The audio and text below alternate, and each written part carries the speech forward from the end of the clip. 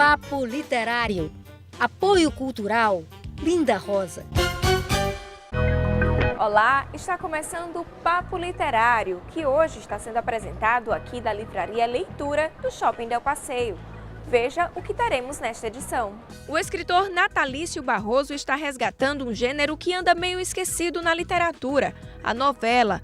Nossa entrevista especial é com Antônio Teixeira Neto, que publicou sua autobiografia. Tem também um clipoema inspirado nos versos da vencedora do concurso de poesia promovido pelo programa, Rosa Virgínia Carneiro. É tudo agora no Papo Literário.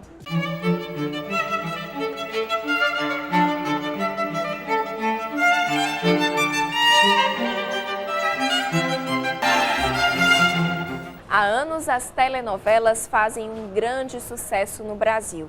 Mas houve um tempo em que elas eram também populares na literatura, assim como os romances.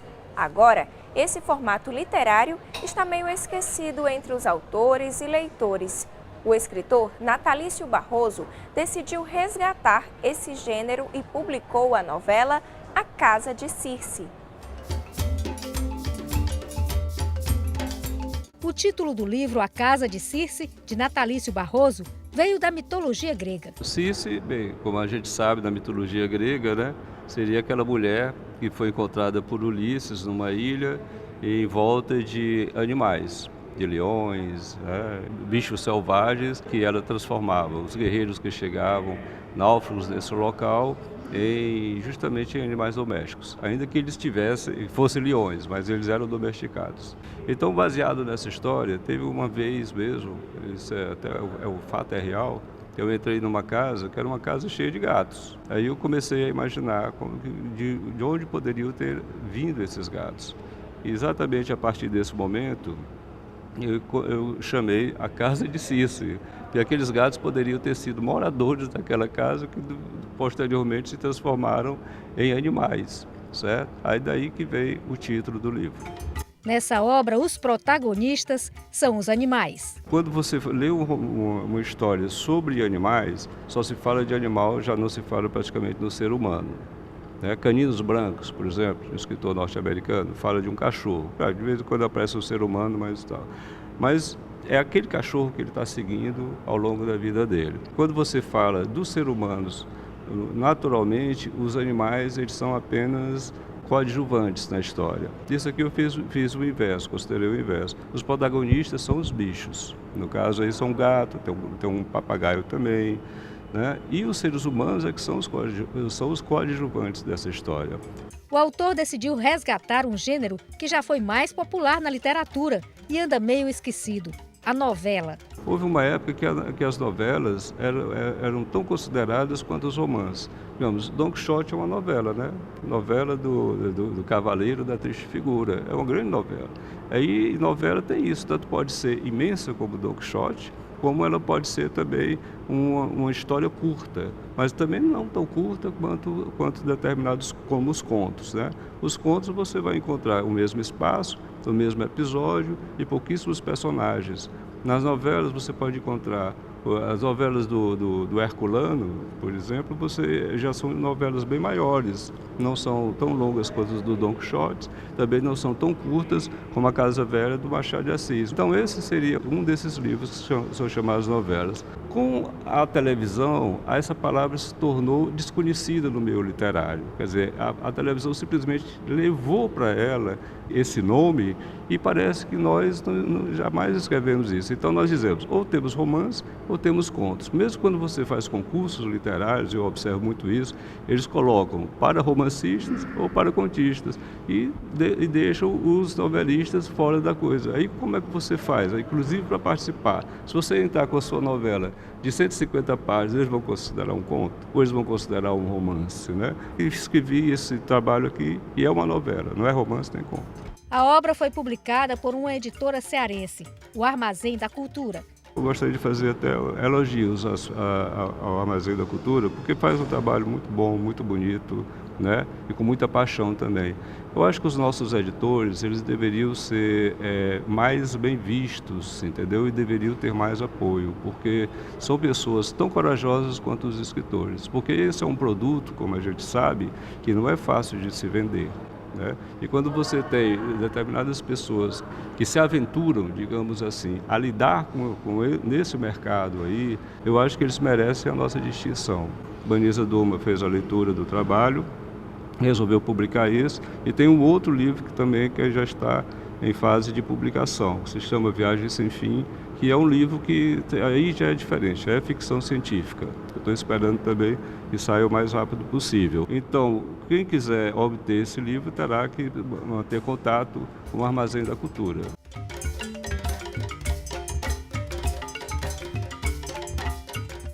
Quem diz o livro de cabeceira de hoje é o poeta popular Paulo de Tarso. Veja qual a dica literária dele.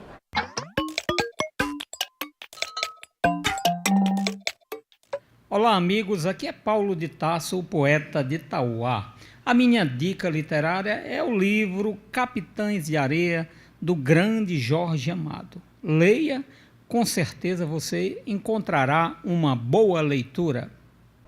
E recebemos um e-mail do assessor de imprensa da editora Bagaço, Guilherme Loureiro, sobre o surgimento de um novo romancista no Brasil. Depois de ter escrito mais de uma dezena de obras em diferentes gêneros literários, o jornalista Maurício Melo Júnior faz sua estreia no romance com o livro Noites Simultâneas. A narrativa tem como pano de fundo os dias cinzentos e repressivos vividos pelos brasileiros nas décadas de 60 e 70, com a ditadura. Um estudante de medicina voltando para casa em um dia de greve geral se vê no meio de uma passeata, onde conhece uma estudante universitária por quem se apaixona e com ela milita em uma organização clandestina. Obrigada pela dica e por sua participação no programa, Guilherme. E se você deseja se comunicar com a gente, anote aí o nosso e-mail papoliterario@tvceara.ce.gov.br. O endereço é Rua Oswaldo Cruz, 1985, bairro Aldeota, Fortaleza, Ceará. CEP 60125048 e o telefone é DDD 85 3101 3125. E começou hoje, às 14h, na Praça dos Leões, a primeira Festa Literária de Fortaleza. São rodas de conversas, palestras, debates, vendas de livros, apresentações artísticas e muitas outras atrações. A ideia é que a gente converse também sobre a poesia, mas principalmente sobre o processo da poesia, assim, do que vem antes da poesia, né? Reúne esses poetas também numa roda, já que vai ser num bar também, que a gente reúne esses poetas na roda, para a gente brincar de poesia, para a gente recitar. Tudo gratuito. E ainda dá tempo conferir hoje à noite e amanhã, a partir das 14h. Não perca! Após o intervalo, você assiste a uma entrevista especial com o escritor Antônio Teixeira Neto, que publicou uma autobiografia com o título Mel e Fel. A gente volta já. Papo Literário. Apoio Cultural. Linda Rosa. O Papo Literário está de volta aqui da Livraria Leitura do Shopping Del Passeio. O nosso entrevistado especial de hoje é o escritor Antônio Teixeira Neto, que publicou uma autobiografia com o título Mel e Fel. É uma obra forte, polêmica e que conta uma experiência trans. Neto conversa agora com a jornalista Mônica Silveira sobre o assunto.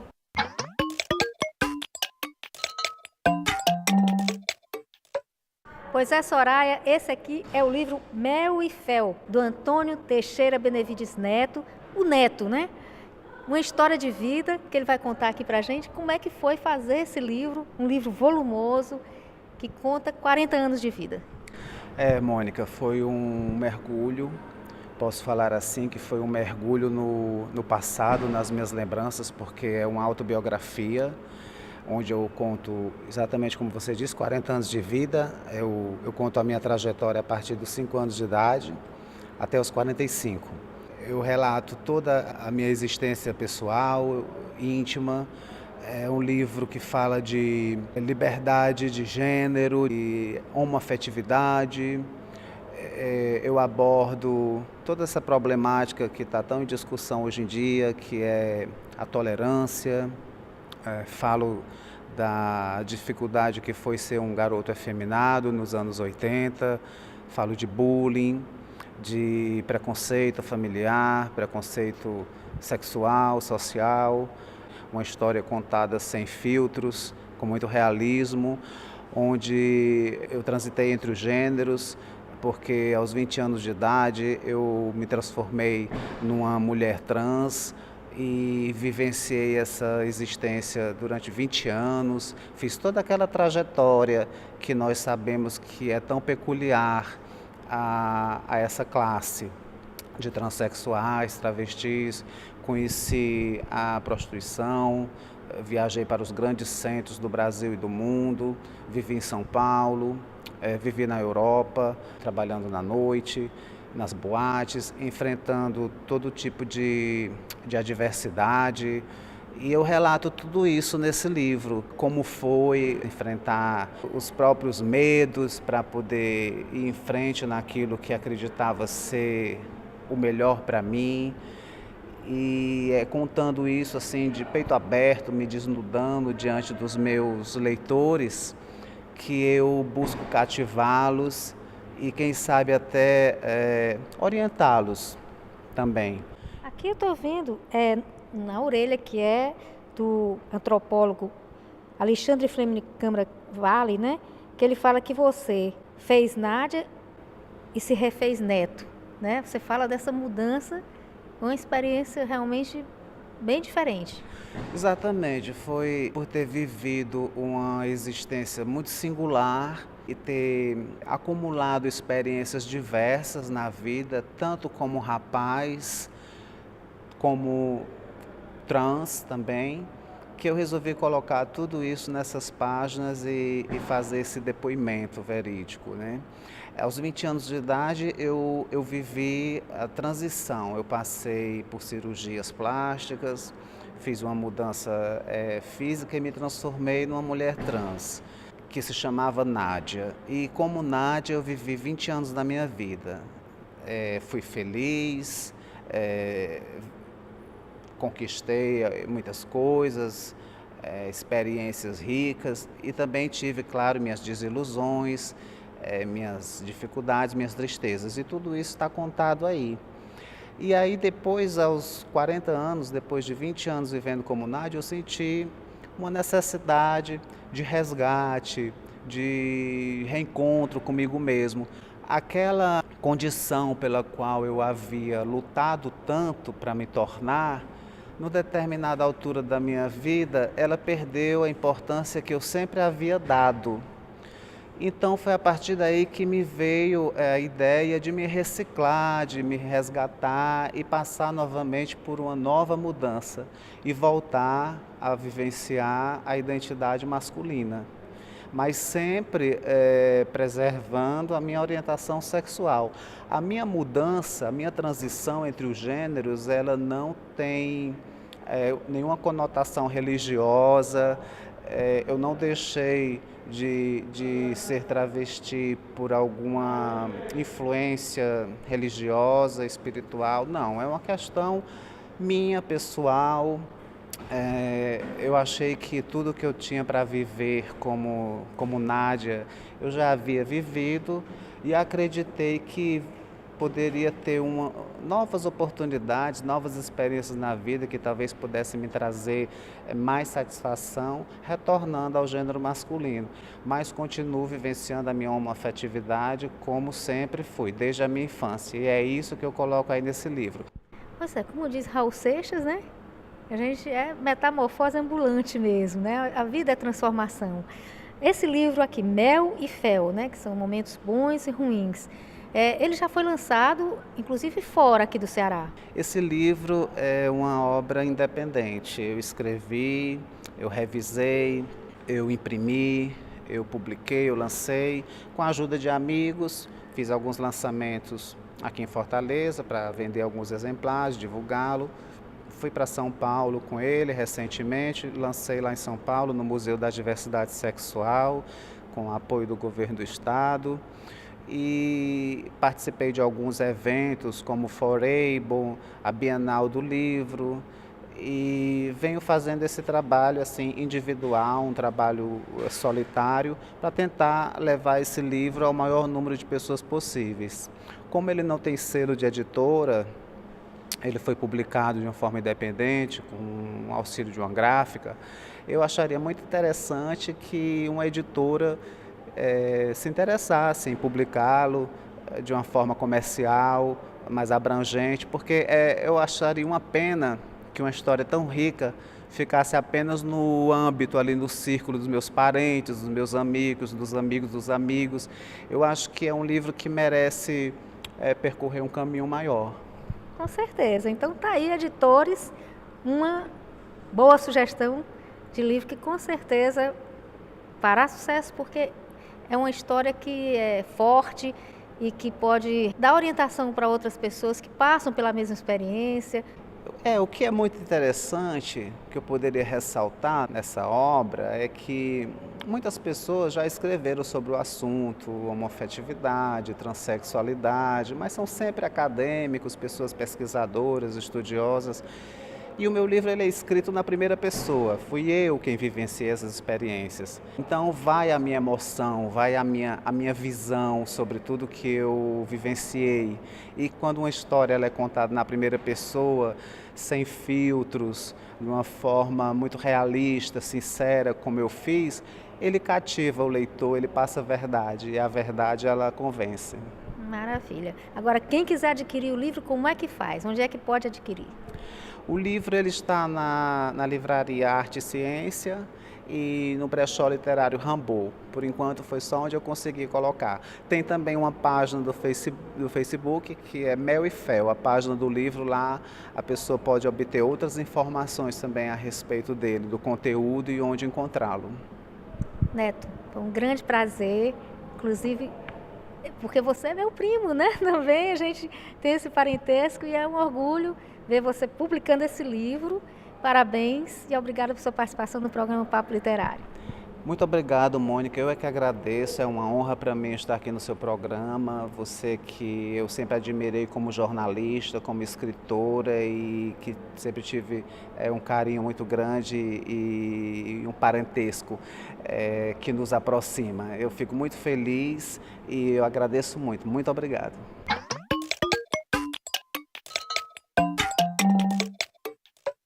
Uma bela história de vida, não é mesmo? No próximo bloco, continuaremos mostrando as homenagens à Patativa do Assaré, neste mês que marca os 15 anos de morte do poeta. E o clipoema inspirado nos versos da primeira colocada do concurso de poesia do Papo Literário, Rosa Virgínia. A gente volta já. Papo Literário. Apoio Cultural. Linda Rosa. Estamos de volta com o Papo Literário aqui da Livraria Leitura. Hoje vamos dar continuidade às homenagens pelos 15 anos de morte do nosso maior poeta popular, Patativa do Assaré, neste mês de julho. Para marcar a data, o professor Gilmar de Carvalho relançou o primeiro livro que ele escreveu sobre Patativa, durante uma programação especial alusiva ao poeta.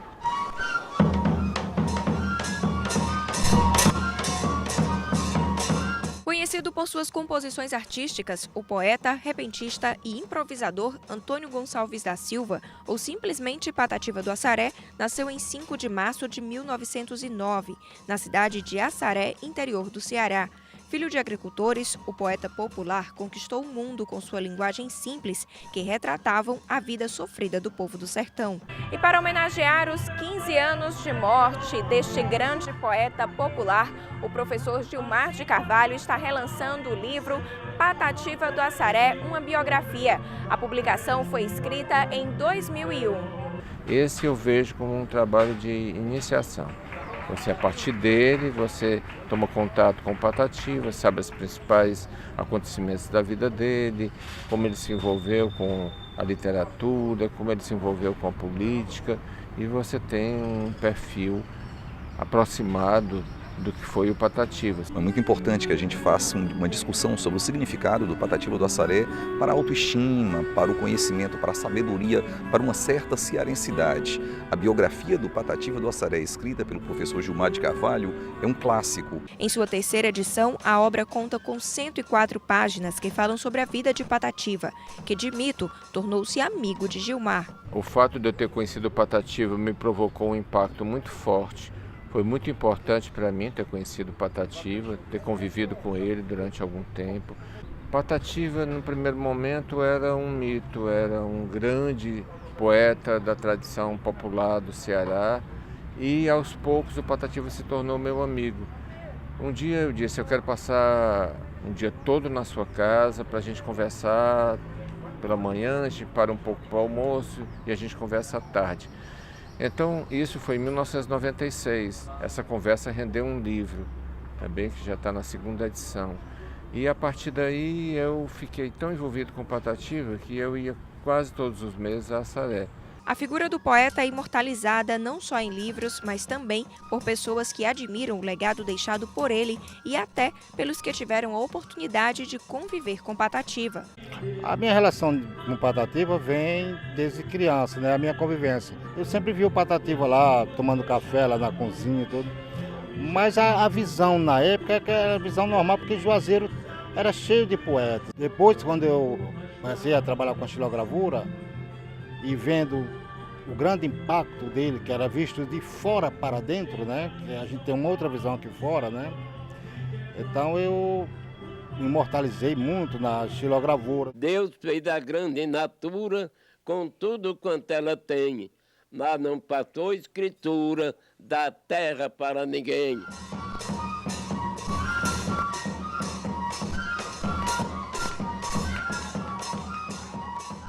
A literatura ficou de luto essa semana com a morte do escritor, contista, historiador e crítico cearense Caio Porfírio Carneiro. Autor de mais de 30 livros publicados, ele ganhou muitos prêmios, entre eles o Afonso Arinos, da Academia Brasileira de Letras, com o livro de contos Os Meninos e o Agreste, e o Prêmio Jabuti, da Câmara Brasileira do Livro, com o Casarão. O romance O Sal da Terra foi traduzido para italiano, árabe e francês, com 2 adaptações técnicas para o cinema. Caio Porfírio Carneiro é nossa imagem literária dessa semana.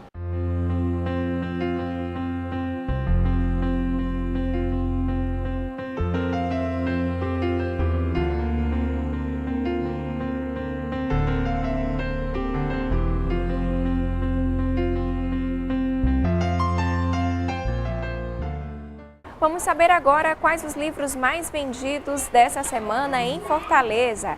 A pesquisa foi feita aqui, na Livraria Leitura. O livro de autor estrangeiro mais vendido da semana em Fortaleza foi O Poder do Agora, de Eckhart Tolle. Combinando conceitos de cristianismo, budismo, hinduísmo, taoísmo e outras tradições espirituais, o autor elaborou um guia para a descoberta do nosso potencial interior. Já a obra de autor nacional mais comercializada da semana foi 20 Regras de Ouro para Educar os Filhos, de Augusto Cury. Desta vez, o autor escreve um livro que servirá de guia para pais e professores. E o livro de autor cearense mais vendido foi Poesia com Rapadura, de Braulio Bessa. Trata-se de uma compilação de poemas nacionalmente conhecidos pelo público através das telas da TV e outros inéditos. Nesta semana, a vencedora do concurso A Arte de Fazer Versos, promovido pelo Papo Literário, Rosa Virgínia Carneiro, recebeu na TVC o kit de livros da premiação pela primeira colocação. E o nosso clipoema de hoje traz versos de A Pureza Primorosa do Instante, de Rosa Virgínia Carneiro. A narração é de Lana Soraya. Há versos livres e brancos, risonhos e tristonhos, a percebermos diamantes de lágrimas e risos saltitando nas horas matinais.